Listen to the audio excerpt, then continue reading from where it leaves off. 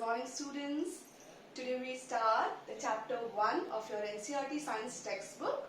The chapter is crop production and management. Okay? I am your biology teacher, Mrs. Lekika Madhuria. Now, we start our chapter. During the session, the very first question which comes in our mind is why it is necessary to study this chapter. इस chapter को पढ़ने की जरूरत क्या है? तो जरूरत इसलिए है बेटा क्योंकि हमारा जो कंट्री है, हम जिस कंट्री में रहते हैं वो बेसिकली क्या है? एग्रीकल्चरल बेस्ड कंट्री है. Our country is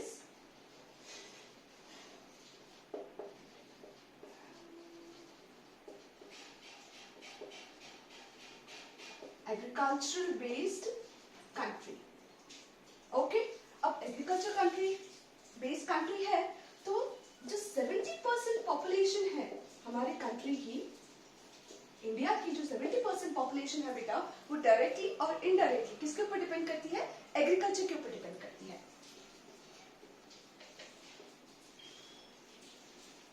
depend on agriculture directly और इनडायरेक्ट. ठीक है, इसीलिए इस चैप्टर को पढ़ना जरूरी है ताकि आप लोगों को समझ में आए कि किस प्रकार आज हमारे घर में हम लोग वैरायटीज ऑफ फूड खाते हैं, वैरायटीज ऑफ फूड हमें देखने को मिलते हैं. ये सब किस वजह से?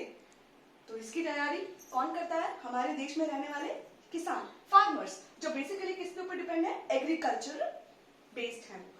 ठीक है, नाउ अब आगे हम आते हैं. अब क्योंकि हमारी कंट्री एग्रीकल्चर बेस्ड है, इसीलिए नॉर्मल सी बात है, फार्मर क्या करेंगे?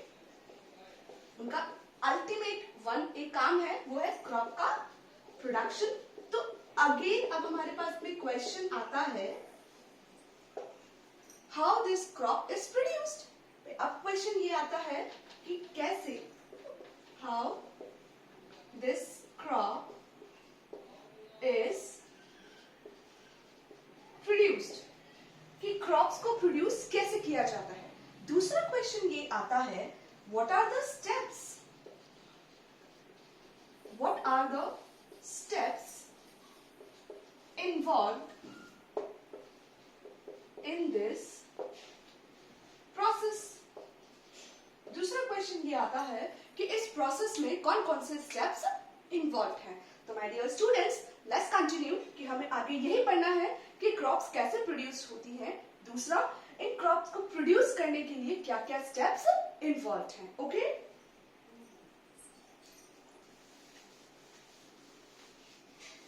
Now let's start the other topic. The topic is that, अब हमें ये तो पता है कि इंडिया हमारी एग्रीकल्चर बेस्ड कंट्री है. ठीक है, दूसरी चीज अगर मैं आपको बताऊं तो India is having a variety of seasons. हमें ये भी पता है कि हमारा कंट्री वैरायटी ऑफ सीजन से भरा हुआ है. लाइक इंडिया के में सीजन्स की अगर बात करूं तो हमारे पास हम 5 सीजन कंट्री है. हमारे कंट्री के अंदर बेसिकली अगर हम पूरे 1 ईयर का निकालें तो हम 5 सीजन हमें देखने को मिलते हैं. कौन कौन से? That is winter, summer, rainy,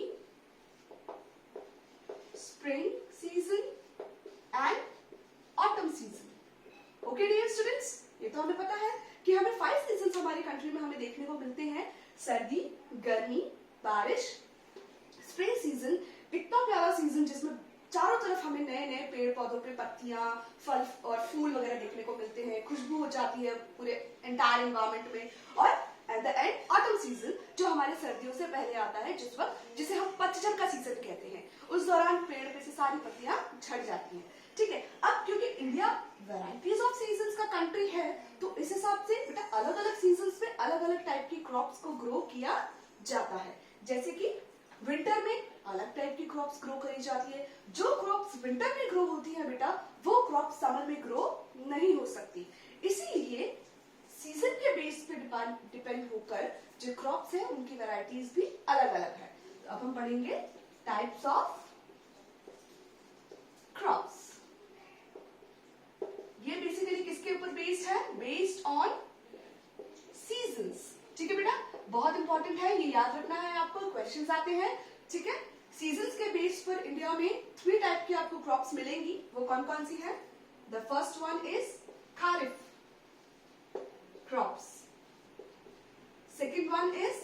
rabi crops,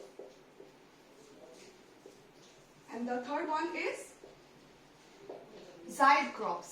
ठीक है बेटा, बहुत इंपॉर्टेंट है बेटा, ध्यान रखना है हमें इस चीज पर।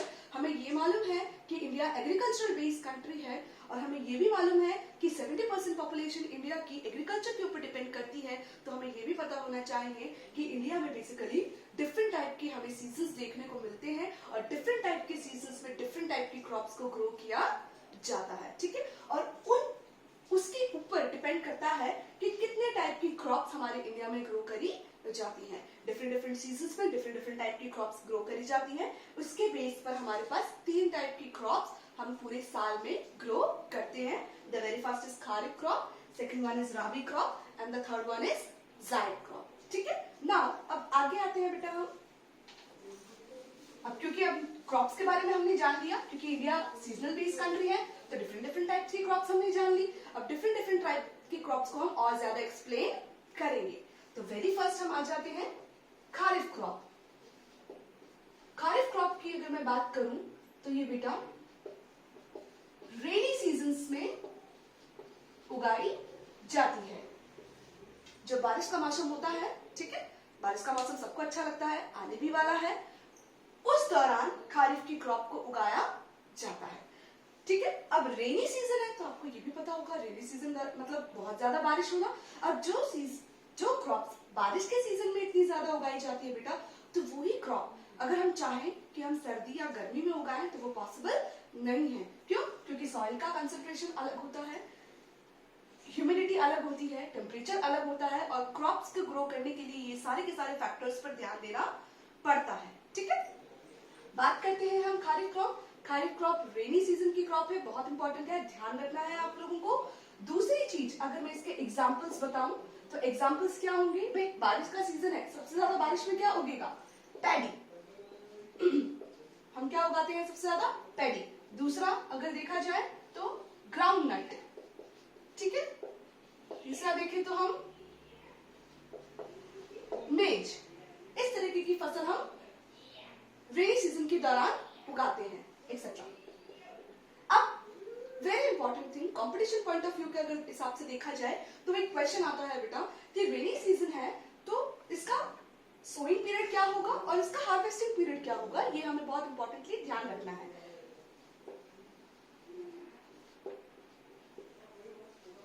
खारिफ सीजन के दौरान जो क्रॉप्स उगाई जाती है बेटा, उनको जो सोइंग पीरियड है, मतलब बीज कब लगाया जाता है, फसल को खेत में कब लगाया जाता है, वो टाइम होता है इसका जुलाई अगस्त। जुलाई या अगस्त के महीने में खारिफ सीजन की क्रॉप्स को हम उगाते हैं। और उसका हार्वेस्टिंग टाइम क्या है?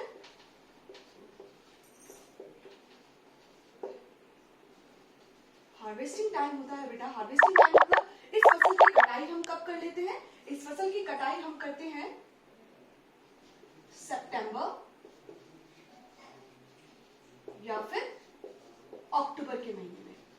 ठीक है बेटा, ये 3 चीजें आपको बहुत इंपॉर्टेंट पता होनी चाहिए कि पहला जो सीजन क्रॉप है हमारा वो है खारिफ सीजन का क्रॉप है, रेनी सीजन की क्रॉप है खारिफ क्रॉप। एग्जांपल है अपने पेड़ी, ग्राउंडनट वगैरह, ये सब हम उगाते हैं इसमें। और सोइंग पीरियड इसका क्या है? जुलाई और अगस्त के महीने में हम इनको फसल को हम जमीन में बोते हैं, और जब फसल पककर तैयार हो जाती है सितंबर और अक्टूबर के महीने तक, तब हम इसकी क्या कर लेते हैं? कटाई, इसकी कटिंग कर लेते हैं। ठीक है बेटा, now the next is rabi crop. Kharif crop के बारे में आपको अच्छे से समझ में आ गया होगा। अब हम जानते हैं राबी क्रॉप के बारे में।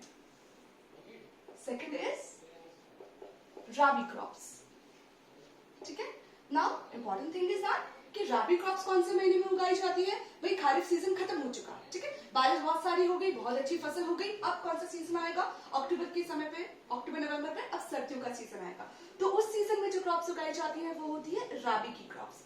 ठीक है, तो इसको बोला जाता है विंटर क्रॉप्स भी बोलते हैं। क्यों? क्योंकि इनको विंटर सीजन में उगाया जाता है। ठीक है बेटा, अगर हमें याद नहीं भी हो कि खारिफ की क्रॉप कौन से सीजन में उगाई जाती है, राबी की क्रॉप कौन से सीजन में उगाई जाती है, तो मैं आपको एक ट्रिक बताती हूँ। राबी से आप याद रखो रवि। ठीक है, और रवि को लगती है बहुत ज्यादा ठंडी। क्या लगती है इसको? बहुत ज्यादा ठंडी, कोल्ड। कौन से सीजन में? विंटर के सीजन में क्रॉप्स को उगाई जाती है। अगर आपको रबी याद हो जाएगी तो नॉर्मल सी बात है, आपको खारिफ याद रहेगा कि जब रबी को लगती है ठंडी इसलिए वो होती है विंटर सीजन में, और खारिफ होती है रेनी सीजन में। ठीक है बेटा, चल आगे चलते हैं। अब क्योंकि रबी की क्रॉप्स विंटर के सीजन में, एग्जाम्पल हम जान लेते हैं कि कौन कौन सी क्रॉप्स को विंटर के सीजन में उगाया जा सकता है। तो जितनी भी हमारी ग्राम्स होती हैं, पल्सेस जो हमारी दालें होती हैं, ठीक है बेटा, वो, इसके अलावा वीट, ठीक है, ये सब चीजें कब उगाई जाती है? विंटर सीजन के दौरान। क्लियर है बेटा? ध्यान रखना है, वीट हो गया, ग्राम्स हो गया, मक्का हो गया, इस तरीके की चीजें हम क्या करते हैं? विंटर सीजन में उगाते हैं। अब इसका सोइंग टाइम क्या है?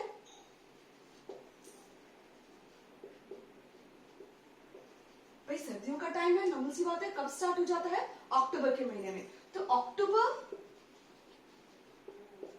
नवंबर में हम इस फसल को, कौन सी फसल को बेटा? रबी की जो फसलें होती हैं उनको हम अक्टूबर या नवंबर के महीने में क्या करते हैं? सो करते हैं। और इनका हार्वेस्टिंग टाइम क्या है?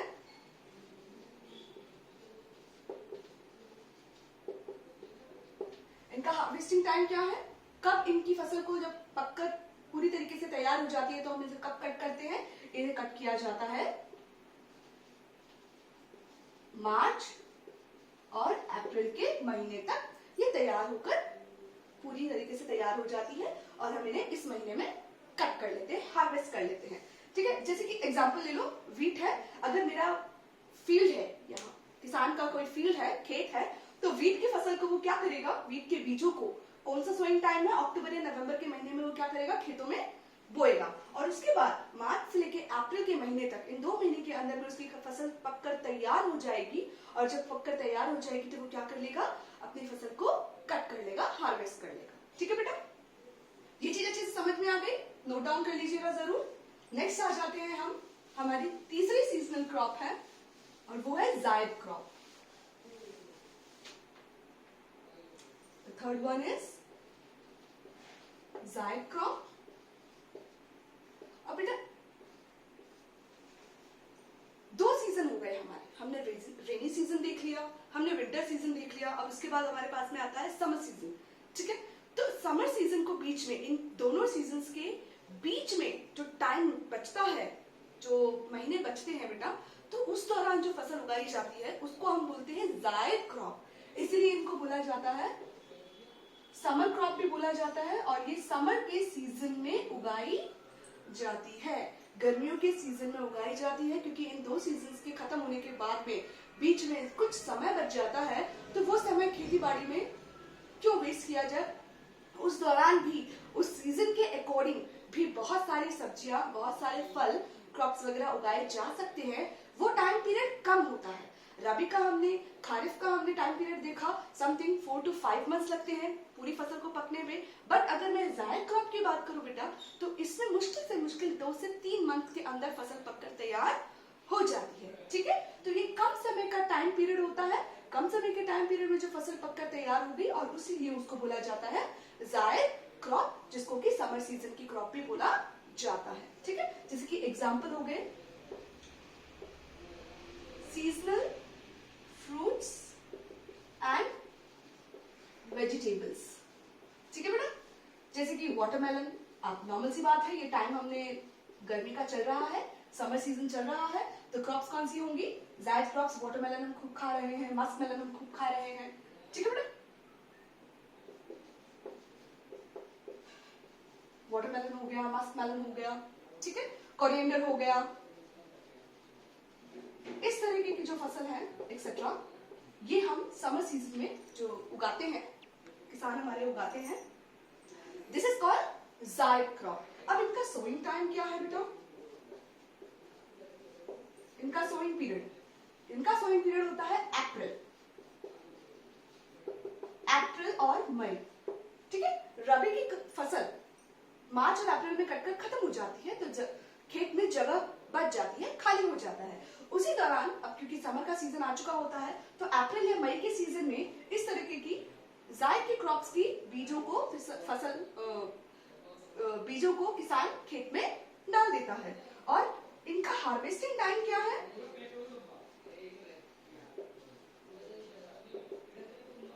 अब इनका हार्वेस्टिंग टाइम, ये मुश्किल से मुश्किल 2 से 3 महीने में फसल पककर तैयार हो जाती है, इसलिए इनका हार्वेस्टिंग टाइम क्या है? मई से जून और मैक्स टू मैक्स जुलाई। इस महीने में आकर ये फसल पककर पूरी तरीके से तैयार हो जाती है और इनकी कटाई कर ली जाती है।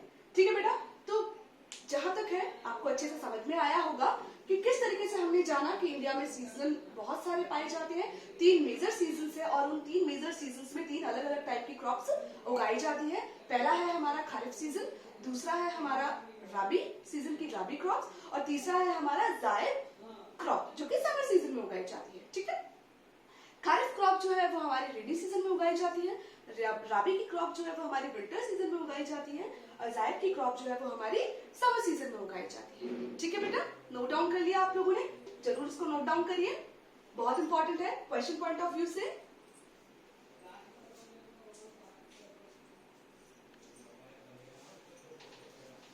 अब हम जानते हैं, अब हमने फसल के बारे में सब कुछ जान लिया अच्छे से। ठीक है बच्चों, everybody get the information how the crops are grown and in which season the varieties of crops are grown. Okay, now we start our other topic.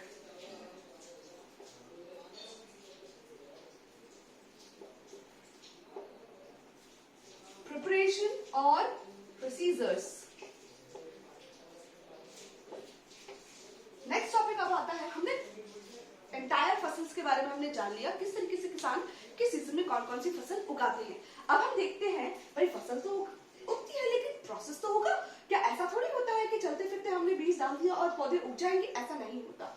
फसल को पूरी तरीके से तैयार होने में और तैयार के बाद उसको अच्छे से रखने, बीज वगैरह को, ग्रेन्स को अच्छे से स्टोर करने की एक एंटायर प्रोसेस होती है। ठीक है, तो वो प्रोसीजर्स हम जानेंगे कि वो क्या क्या प्रोसीजर्स हैं। The first one is preparation of soil. सबसे पहला प्रोसेस हम क्या करते हैं? सॉइल की प्रिपरेशन। दूसरा प्रोसेस हम क्या करते हैं? सोइंग, बीजों को लगाना। तीसरा प्रोसेस, बेटा मैं ये सारे प्रोसेस को एक एक करके एक्सप्लेन करूंगी, ठीक है? बस ध्यान दीजिए कि स्टेप्स क्या है। सबसे पहले हम स्टेप्स बता रहे हैं, उसके बाद हम आपको एक एक स्टेप्स को एक्सप्लेन करके बताएंगे। The first is preparation of soil, second is sowing. Sowing of what? Sowing of seed. ठीक है, थर्ड वन हमारे पास आता है एडिंग मैन्योर एंड फर्टिलाइजर्स। ठीक है, तीसरे प्रोसेस में हम क्या करते हैं? मैन्योर्स एंड फर्टिलाइजर्स को ऐड करते हैं। चौथे प्रोसेस में हम आ जाते हैं इरिगेशन। क्लियर हो गया बेटा यहां तक? अभी तक 4 प्रोसेस अभी तक हमने देखी। सबसे पहले हम सॉइल को प्रिपेयर करते हैं, फिर हम सोइंग करते हैं, फिर adding manure and fertilisers and then उसके बाद में इरिगेशन। पांचवा प्रोसेस आता है हमारे पास में वीडिंग, इरिगेशन एंड देन उसके बाद में आता है हमारे पास weeding. The sixth process is that harvesting. फसल पककर तैयार हो जाती है, हम हार्वेस्ट करते हैं। Seventh process is threshing and the eighth process is storage. जल्दी से आप इसको नोट डाउन कर लीजिए। किस तरीके से क्रॉप का जो प्रोडक्शन है, हम अपने मेन टॉपिक पर आ चुके हैं बेटा, बहुत ध्यान से समझना है हमको कि किस प्रकार से क्रॉप का प्रोडक्शन होता है। प्रिपरेशन के लिए स्टेप्स होती है, नॉर्मल सी बात है, हर चीज की प्रिपरेशन के लिए कुछ स्टेप्स होते हैं। यहाँ पे भी फार्मर फील्ड में जिस तरीके से क्रॉप्स उगाता है, उन हर उसकी प्रिपरेशन के लिए प्रोसीजर्स होते हैं, स्टेप्स होते हैं और हर स्टेप्स को फॉलो करना जरूरी होता है। तो पहला हो गया हमारा है प्रिपरेशन ऑफ सॉइल। सबसे पहले हम क्या करते हैं? हमारी सॉइल की प्रिपरेशन करते हैं। दूसरा मतलब सॉइल की preparation in the sense, soil normal सी बात है, अनफिट होती है, उसको अच्छे से टिलिंग करना, फ्लोइंग करना, सॉइल को लूजन करना ताकि हवा उसके अंदर जा सके। ठीक है, इस तरीके की कुछ चीजें करते हैं जो मैं आपको आगे अच्छे से एक्सप्लेन करूंगी। फिर आ जाता है सोइंग। सॉइल की प्रिपरेशन हो गई, तो अब हम क्या करेंगे? बीजों को सॉइल में लगाएंगे। उसके बाद आ जाता है adding manure and fertilisers. Sowing करने के बाद में हम मिट्टी में क्या करते हैं? मैन्योर्स एंड खाद वगैरह को मिट्टी में मिलाते हैं। उसके बाद आ जाता है इरिगेशन। इरिगेशन मतलब वाटर की सप्लाई करना। पांचवा आ जाता है वीडिंग। वीडिंग मतलब अनवांटेड क्रॉप्स को हटाना। चौथा 6th आ जाता है हार्वेस्टिंग, जब फसल पककर तैयार हो जाती है तो हमें फसल को काटना भी होता है। फिर आ जाता है 7th थ्रेशिंग, भाई फसल पककर हमने काट ली, अब जितनी भी अनाज है, ग्रेन्स है, उनकी जो आउटर कवरिंग होती है उसको हटाना है। फिर आ जाता है लास्ट में storage, very main important thing, सबसे इंपॉर्टेंट पार्ट है ये प्रोसीजर्स के अंदर। जब हमारी फसल पूरी तरीके से पककर तैयार हो चुकी है तो हमें उसको क्या करना है, अब अच्छे से सही जगह पर स्टोर करना है ताकि कोई भी रॉडेंट्स, कोई भी पेस्ट वगैरह हमारी फसल को नुकसान ना पहुंचाए। ठीक है बेटा।